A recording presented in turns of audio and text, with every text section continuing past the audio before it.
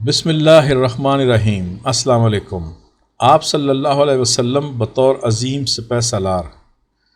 ناظرین کرام، اہل مکہ کی معیشت کا سارا دار و مدار اس تجارت پر تھا جو اہل مکہ شام کے ساتھ کیا کرتے تھے، کیونکہ مکہ کی سرزمین ناقابل زراعت تھی۔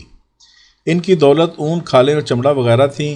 اہل مکہ یہ چیزیں شام لے جا کر فروخت کر دیا کرتے تھے اور وہاں سے ضروریات زندگی خرید کر لاتے تھے۔ اس مقصد کے لیے ان کے تجارتی قافلے اکثر و بیشتر شام کی طرف آتے جاتے رہتے تھے۔ اگر اہل مدینہ تجارت کا راستہ بند کر دیتے تو اہل مکہ فاقہ کشی پر مجبور ہو جاتے۔ غزوہ ابوا یا ودان۔ شام کی طرف قافلہ ہائے تجارت کی آمد و رفت کا سلسلہ منقطع کرنا دفاعی لحاظ سے اتنی اہمیت رکھتا تھا کہ اس مقصد کے لیے ترتیب دی گئی بعض مہمات کی قیادت سرکار دو عالم صلی اللہ علیہ وسلم نے بنفس نفیس خود فرمائی۔ چنانچہ پہلی مہم جس میں آپ صلی اللہ علیہ وسلم شامل ہوئے غزوہ ابوا ہے۔ اس غزوہ میں صرف 60 مہاجرین آپ کے ساتھ تھے۔ علم حضرت حمزہ کے ہاتھ میں تھا اور ہدف حسب سابق قریش کا ایک کارواں تھا۔ کارواں تو بچ کر نکل گیا، البتہ اس مہم سے یہ عظیم فائدہ حاصل ہو گیا کہ ابوا کے باشندوں سے جو بنی زمرہ سے تعلق رکھتے تھے صلح کا معاہدہ ہو گیا۔ معاہدے کا مضمون حسب ذیل ہے۔ بسم اللہ الرحمن الرحیم۔ یہ تحریر محمد رسول اللہ صلی اللہ علیہ وسلم کی بنی زمرہ کے لیے۔ بنی زمرہ کی جان و مال محفوظ ہوں گے۔ اگر بنی زمرہ پر کوئی دشمن حملہ آور ہو تو بنی زمرہ کی بھرپور مدد کی جائے گی۔ بنی زمرہ کبھی بھی اللہ کے دین کی مخالفت نہیں کریں گے۔ اگر بنی زمرہ کو رسول اللہ صلی اللہ علیہ وسلم اپنی امداد کے لیے پکارے تو بنی زمرہ کے لیے آپ صلی اللہ علیہ وسلم کی پکار پر لبیک کہنا لازمی ہوگا۔ بنی زمرہ کے ساتھ یہ اللہ اس کے رسول صلی اللہ علیہ وسلم کا عہد ہے۔ مدینہ کے گرد و نواح میں آباد قبائل میں سے ایک مضبوط قبیلے کے ساتھ اس قسم کا معاہدہ ہو جانا، وہ بھی کسی قسم کی لڑائی بڑائی کے بغیر، دفاعی نقطہ نظر سے بلا شبہ بہت بڑی کامیابی ہے۔ غزوات بواد، عشیرہ اور بدر الاولیٰ۔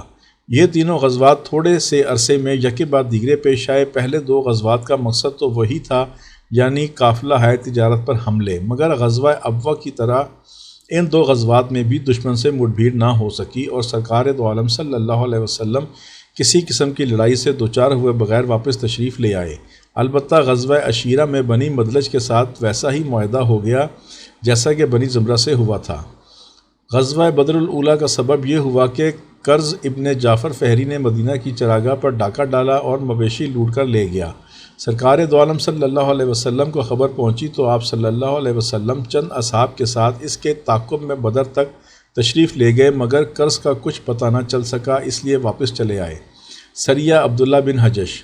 مکہ اور طائف کے درمیان ایک جگہ تھی جس کا نام نخلا تھا، وہاں سے مشرکین کے قافلے اکثر گزرتے تھے۔ سرکار دو عالم صلی اللہ علیہ وسلم نے حضرت عبداللہ بن حجش کی سرکردگی میں ایک مہم نخلا کی طرف بھی روانہ فرمائی جو صرف 12 افراد پر مشتمل تھی۔ ان کو روانہ کرتے وقت سرکار دو عالم صلی اللہ علیہ وسلم نے عبداللہ ابن حجش کو ایک خط دیا اور فرمایا، میرا یہ خط فی الحال سنبھال کر رکھ لو، 2 دن بعد اس کو کھول کر دیکھنا اور اس کے مطابق عمل کرنا۔ البتہ اپنے ساتھیوں کو اس بات پر مجبور نہ کرنا کہ وہ بہرحال تمہارا ساتھ دیں، یعنی اگر کوئی اس مہم میں شریک نہ ہونا چاہے تو اس کو واپس جانے کی اجازت دے دی جائے۔ حضرت عبداللہ نے حسب ارشاد 2 دن کے بعد مکتوب گرامی کھول کر پڑھا تو اس میں لکھا تھا کہ تم نخلا میں جا کر قیام کرو اور ہمیں قریش کے حالات سے مطلع کرتے رہو۔ حضرت عبداللہ نے ساتھیوں کو خط کے مضمون سے آگاہ کیا اور کہا کہ مجھے رسول اللہ صلی اللہ علیہ وسلم کا حکم بصر و چشم قبول ہے اور میں اس پر بہر صورت عمل کروں گا۔ اگر تم لوگوں کے دلوں میں بھی شہادت کی تمنا اور تڑپ ہو تو میرا ساتھ دو، تاہم اگر کوئی واپس جانا چاہے تو جا سکتا ہے۔ وہاں پیچھے ہٹنے والا بھلا کون تھا؟ سب نے عبداللہ کا ساتھ دیا اور نخلا کی جانب سفر جاری رکھا۔ ناظرین کرام، قابل غور بات یہ ہے کہ اس مکتوب میں کسی قافلے پر حملے کا کوئی حکم نہیں تھا، حالانکہ اس سے پہلے تمام مہمات صرف مشرکین مکہ کے قافلوں پر حملوں کے لیے ہی روانہ کی جاتی تھیں۔ شاید اس کی وجہ یہ ہو کہ نخلا دشمنوں کے ہیڈ کوارٹر مکہ کے بالکل قریب واقع تھا، جبکہ مدینہ سے اس کا فاصلہ کئی 100 میل تھا۔ پھر اس مہم میں صرف 12 بلکہ بقول ابن حشام صرف 8 لوگ شامل تھے۔ اول تو اس مختصر سی جمعیت کا دشمن کی سرزمین میں سینکڑوں میل کا سفر طے کر کے نخلا تک پہنچنا ہی ایک نہایت مشکل کام تھا، پھر وہاں قیام کرنا اس سے زیادہ خطرناک تھا، کیونکہ کسی بھی وقت دشمن حملہ آور ہو کر سب کو تہہ کر سکتا تھا۔ ان حالات میں کسی قافلے پر حملہ کرنا اپنے آپ کو ہلاکت میں ڈالنے کے مترادف تھا، اس لیے ان کو صرف یہ حکم دیا گیا کہ نخلا میں قیام کریں اور دشمن کی نقل و حرکت سے مطلع کرتے رہیں۔ ایک دن بحران نامی جگہ پر ان لوگوں نے پڑاؤ کیا تو ایک اونٹ گم گیا جس پر حضرت سعد اور ایک دوسرے صحابی باری باری سفر کیا کرتے تھے۔ چنانچہ یہ دونوں حضرات تو اونٹ کی تلاش میں روانہ ہو گئے اور حضرت عبداللہ اپنے باقی ساتھیوں کے ساتھ سفر جاری رکھتے ہوئے ماہ رجب کی آخری ایام نخلا پہنچ گئے۔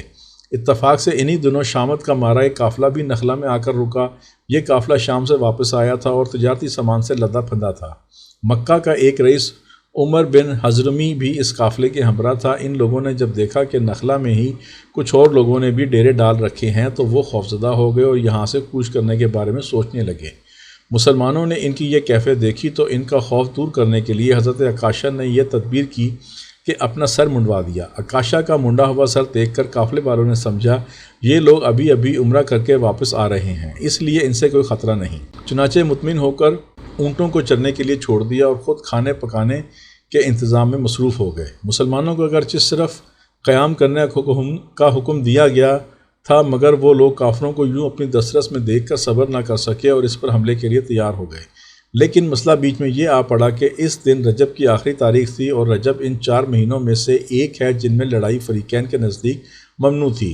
اب اگر ان پر حملہ کیا جاتا تو اشہر حرم وہ مہینے جن میں لڑائی حرام ہے میں لڑائی کے گناہ کا ارتکاب لازم آتا، اور اگر ایک دن تاخیر کی جاتی تاکہ رجب کا مہینہ نکل جائے تو اس صورت میں ہو سکتا تھا کہ قافلے والے یہاں سے کوچ کر کے حدود حرم میں داخل ہو جاتے اور ہر خطرے سے محفوظ ہو جاتے، کیونکہ حدود حرم میں بھی جنگ کرنا منع تھا۔ بہرحال صلاح مشورے کے بعد طے ہوا کہ خواہ کچھ ہو آج حملہ ضرور کیا جائے گا۔ چنانچہ حملہ کیا گیا اور بھرپور انداز میں کیا گیا۔ حملے کے دوران قافلے کا سربر آوردہ شخص عمر ابن حضرمی مارا گیا اور عثمان ابن عبداللہ اور حکم ابن کیسان گرفتار ہو گئے۔ باقی افراد سارا مال متاع چھوڑ کر سر پر پاؤں رکھ کر بھاگے اور مکہ میں جا کر دم لیا۔ حضرت عبداللہ ابن حجش مال غنیمت سے لدے ہوئے اونٹ اور 2 قیدی لے کر شاداں و فرحاں مدینہ پہنچے، مگر کہ جس دلدار کی رضا کی خاطر جان جوخم میں ڈال کر یہ معرکہ سر انجام دیا تھا وہ بجائے خوش ہونے کے الٹا برہم ہو گیا۔ اس کو نہ ان کے فتح مبین پر کوئی خوشی ہوئی نہ مال غنیمت اور قیدیوں کو دیکھ کر۔ اس کے روئے زیبا پر مسرت کی کوئی کرن نہ چمکی، صرف اس لیے کہ آپ صلی اللہ علیہ وسلم کے خیال میں ان لوگوں نے رجب کی آخری تاریخ میں حملہ کر کے اشہر حرم کی حرمت و تقدس کو پامال کر دیا تھا، اور وہ کالی کملی والا سردار اپنے دشمنوں اور خون کے پیاسوں کے ساتھ بھی کوئی غیر اصولی حرکت کرنے کا روادار نہ تھا۔ چنانچہ آپ صلی اللہ علیہ وسلم نے ان کو ڈانٹتے ہوئے کہا میں نے تمہیں اشہر حرم کی لڑائی کا ہرگز کوئی حکم نہیں دیا تھا، لہٰذا آپ صلی اللہ علیہ وسلم نے مال غنیمت کو قبول کرنے سے بھی انکار کر دیا اور قیدیوں کا معاملہ بھی التوا میں ڈال دیا۔ لہٰذا آپ صلی اللہ علیہ وسلم کی ناراضگی کو دیکھ کر شرکائے سریہ غم و اندوہ میں ڈوب گئے اور انہیں گمان ہوا کہ ہم ہلاک ہو گئے۔ آخر اللہ تعالیٰ کو ان کی پریشانی اور آزردگی پر رحم آ گیا اور اس نے ایسی آیات نازل فرما دیں جن میں اشہر حرم کی حرمت کو برقرار رکھتے ہوئے بھی مجاہدین کے اس اقدام کو جائز قرار دے دیا اور حضرت عبداللہ ابن حجش کے نظریے کی حرف بحرف تائید کر دی۔ قیدیوں کو چھڑانے کے لیے مشرکین مکہ نے فدیہ کی رقم بھیجی، مگر اس وقت تک وہ 2 صحابی واپس نہیں آئے تھے جو اونٹ کی تلاش میں گئے تھے، اس لیے سرکار دو عالم صلی اللہ علیہ وسلم نے فرمایا کہ قیدی اس وقت تک نہیں چھوڑے جائیں گے جب تک ہمارے آدمی واپس نہ آ جائیں۔ ہو سکتا ہے کہ تم لوگوں نے ان کو قتل کر دیا ہو، اس صورت میں ان کے بدلے ہم قیدیوں کو قتل کریں گے، مگر ایسی کوئی بات نہ ہوئی اور وہ دونوں بخیریت واپس آ گئے۔ چنانچہ سرکار دو عالم صلی اللہ علیہ وسلم نے بھی فدیہ لے کر قیدیوں کو آزاد کر دیا۔ البتہ مال غنیمت کا مسئلہ خاصی دیر تک التوا میں رہا۔ آخر غزوہ بدر سے واپسی پر آپ صلی اللہ علیہ وسلم نے وہ مال مجاہدین میں تقسیم فرما دیا۔ ناظرین کرام، یہ تھی وہ تفصیل ان اولین غزوات و سرایا کی جو ہجرت مدینہ کے بعد پیش آئے، جو یقیناً آپ کے لیے دلچسپی کا باعث ہوں گے، اور آنے والی ویڈیو غزوہ بدر سے متعلق ہوگی۔ صلی اللہ علیہ وآلہ وسلم۔ ناظرین کرام، اگر ویڈیو پسند آئی ہو تو لائک کریں، سبسکرائب کریں، بیل آئیکن پر کلک کریں تاکہ ہم سب سرکار دو عالم صلی اللہ علیہ وسلم کی ذات اقدس کے بارے میں زیادہ سے زیادہ جان سکیں اور نئی آنے والی ویڈیو کے بارے میں آپ کو مطلع کر سکیں۔ شکریہ، اللہ حافظ۔